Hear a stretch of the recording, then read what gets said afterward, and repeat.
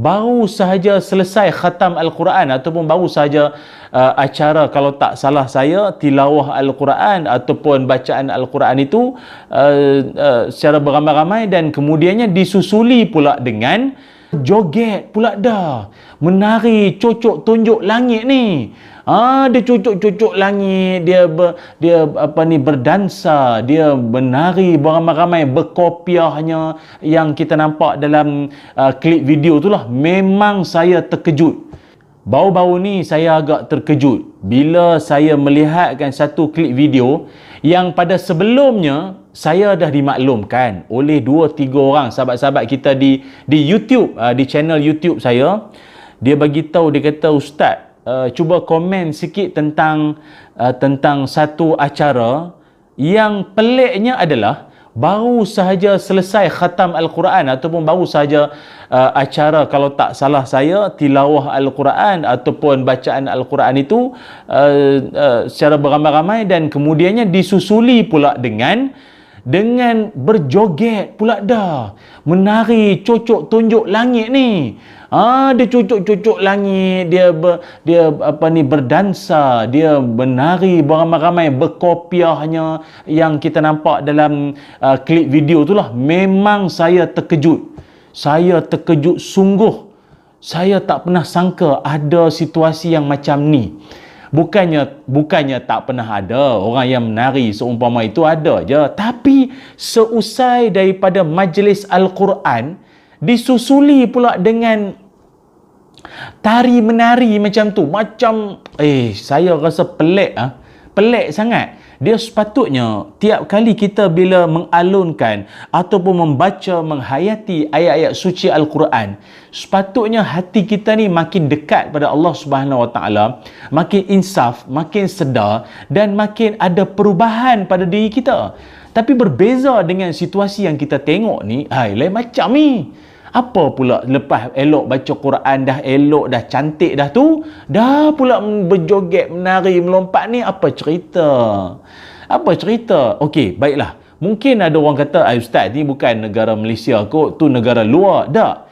Asalkan dia Islam, dia adalah satu isu yang kita orang Islam kena ada rasa sensitif tau. Kita kena ada rasa sensitif. Sebab orang baca Quran ni saudara kita, se-Muslim, se-Islam, seagama dengan kita. Kita kena ada rasa ini satu benda yang patut ditegur dan dinasihatkan dan diperbetulkan, supaya ia tidak menjadi satu perintis kepada generasi lain pula yang kata, dulu dia orang boleh buat, jom kita buat juga. Rosak. Memang rosak lah kalau macam tu. Sahabat-sahabat yang dirahmati Allah sekalian, ingat, Al-Quran yang diturunkan oleh Allah Subhanahu Wa Taala ini bukan hanya semata-mata untuk dibaca sahaja, tetapi ia adalah kitab yang diajarkan oleh Allah dan Rasulullah sallallahu alaihi wasallam supaya kita ini menghayati, tadabbur, menjiwai, mengkaji, selidik akan tiap patah baris ayat Al-Quran itu, supaya dia jadi pedoman kepada jiwa kita. Sebab itu dalam Al-Quran Allah Subhanahu Wa Taala berfirman, a'udzubillahi minasyaitonirrajim, "Kitabun anzalnahu ilaika mubarakun liyadabbaru ayatihi waliyatadhakkara ulul albab." Sadaqallahul azim. Ini adalah sebuah kitab yang kami turunkan kepadamu penuh dengan berkat, supaya mereka memerhatikan, mengkaji ayat-ayatnya, dan supaya mendapat pelajaran orang-orang yang berfikiran. Sadaqallahul azim. Ini maknanya orang bila dia baca Quran, tiap kali dia mengkaji, dia tadabbur, menjiwai Al-Quran itu sepenuh jiwa raga dia, dia akan rasa jiwa dia terbangun, hati dia tenang, jiwa dia senantiasa membara untuk nak mengamalkan isi kandungan ayat-ayat suci Al-Quran ini. Sepatutnya bukan duk berjoget, melompat, menari, terkinja-kinja ni jadi apa? Dapat? Itulah dia. Sebab itu kalau kita tengok orang-orang yang benar-benar jiwa dia tersentuh dengan Al-Quran ini, beza dengan orang hanya sekadar baca Bismillahirrahmanirrahim, Alif Lam Mim. Dia tak ada kesungguhan, tak ada manis, tak ada gairah, seronok, excited untuk nak membaca, menghayati, nak merenung apa yang Allah Ta'ala nak sampaikan pada dia tu. Tak ada. Dia tak ada feeling. Sebab itu guru saya ajarkan, kata guru saya, dia kata kalau kita tiap kali baca Quran, letakkan diri kita pada setiap ayat-ayat teguran daripada Allah Subhanahu Wa Taala. Kita letakkan diri kita dalam ayat tersebut, baru datang jiwa. Baru dia ada jiwa tiap kali kita baca tu. Contoh, Allah Subhanahu Wa Taala berfirman, kata Allah apa? Ya ayyuhallazina amanu, hei orang beriman. Jadi bila kita baca hei orang beriman, wahai orang-orang beriman, kalau kita hanya sekadar baca wahai orang-orang beriman, dan pada jiwa kita pun kita kata orang beriman, okey, siapa-siapa saja yang beriman tu, mungkin tu imam kampung kita, mungkin guru kita, mungkin mak kita, mungkin pasangan kita, ayah kita. Tapi cuba kita letakkan diri kita dalam ayat tersebut. Contoh macam ni, Ya ayyuhalladzina amanu, wahai Muhammad Ilyas. Nampak tak? Wahai Muhammad Ilyas, janganlah kamu bercakap sesuatu yang engkau sendiri pun tak beramal dengannya. Amat besarlah kemurkaan pada orang yang cakap sesuatu yang dia sendiri pun tak buat. Cakap tak serupa bikin.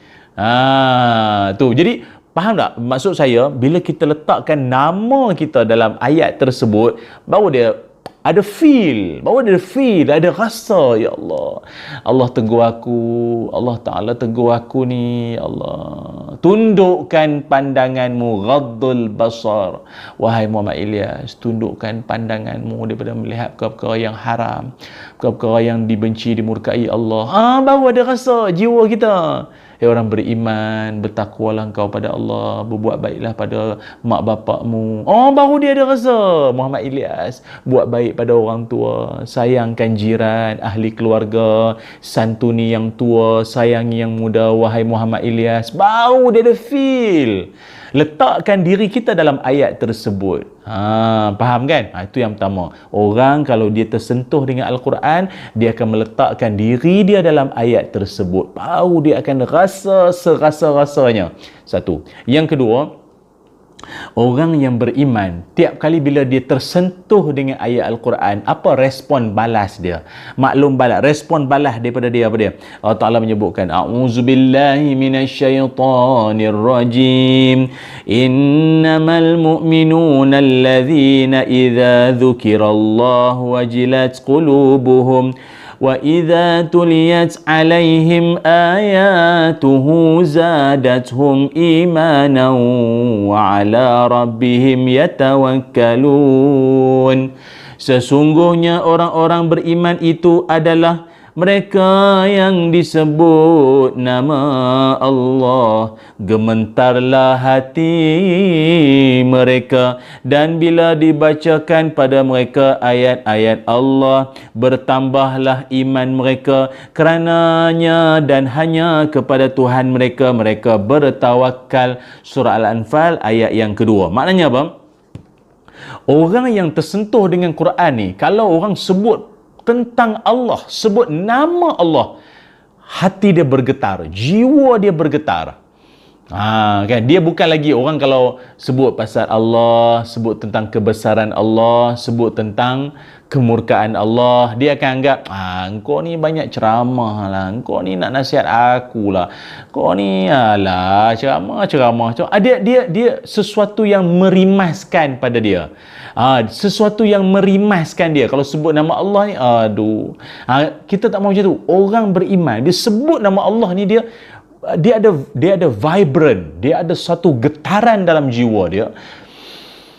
Mungkinlah berlaku musibah kan, musibah ke apa-apa, sesuatu yang tak diingini tapi dah berlaku kan. Jadi dia akan Ya Allah, ini teguran dari Allah. Ini satu teguran dari Allah, satu cubitan daripada Allah agar aku ingat.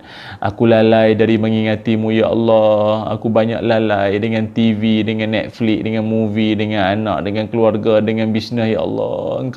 Engkau tegur aku, ya Allah. Bergetar jiwa dia. Macam itulah. Dia ada rasa. Dan kemudiannya bila dibacakan wa idza tuliyat alaihim ayatuhu zadatuhum imana, dan apabila dibacakan ayat-ayat suci Al-Quran, bertambah-tambah keimanan dia. Tuan-tuan senang aja. Tuan-tuan nak tahu tuan-tuan ni jenis orang yang suka dengan Quran ke tak? Senang aja. Orang kalau dia suka dengan Quran, Tok Imam baca panjang pun dia okey. Tok Imam baca panjang pun dia on je lah, dia on, dia okey, dia relax, dia tenang, malah dia menghayati, dia menginsafi tiap ayat yang dialunkan dalam bacaan dalam solat oleh imam kan. Itu tanda orang sayang, dia suka dengan Quran. Kalau ada qari-qariah kita baca kan, dia akan macam dia ada satu perasaan yang tak boleh nak digambarkan, sedapnya dengan ayat Al-Quran. Itu tanda orang sayang Al-Quran. Dia bertambah manisnya. Bila dengar Quran, dia rasa nak semayang. Dia dengar Quran, dia rasa nak bersedekah. Dia dengar Quran, dia rasa dia nak menangis, nak menitis air mata. Itu tanda orang yang memang dah Quran tu dah meresap dalam setiap aliran darah dia itu, dalam jiwa dia. Dapat ya? Itu. Sebab itu Nabi Muhammad sallallahu alaihi wasallam, baginda Nabi pernah satu ketika Nabi menyebutkan kepada Ibnu Mas'ud radhiyallahu an. Kata baginda Nabi, "Iqra'u alayya al-Quran." Hey Ibnu Mas'ud, bacakan padaku Al-Quran. Qultu, "Ya Rasulullah, aqra'u alayka wa alayka unzil?" Ya Rasulullah, bukankah saya baca Quran untukmu ya Rasul? Bukankah Quran tu diturunkan pada Tuhan? Maknanya Nabi lebih layak baca. Nabi suruh Ibnu Mas'ud pula baca. Kan? Apa kata Nabi sallallahu alaihi wasallam? "Inni uhibbu an asma'ahu min ghairi." Aku sangat cinta, aku suka dengar Al-Quran daripada mulut orang lain. Aku suka dengar Al-Quran daripada mulut orang lain. Maknanya kawan-kawan semua, ada lagi ni hadis ni, tapi saya ringkaskan, saya baca setakat itu saja.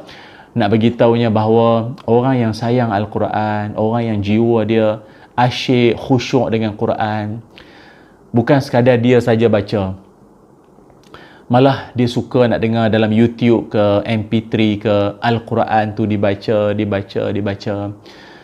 Tu terang, saya sendiri pun kadang tengah buat kerja rumah dengan nasyid lah, tapi ada masa saya rasa saya terhibur dengan ayat-ayat Al-Quran, bacaan qari-qari yang merdu lah. Syekh Masyari ada, ramai syekh kita yang hebat-hebat kan, daripada yang Malaysia pun ramai qari-qariah kita.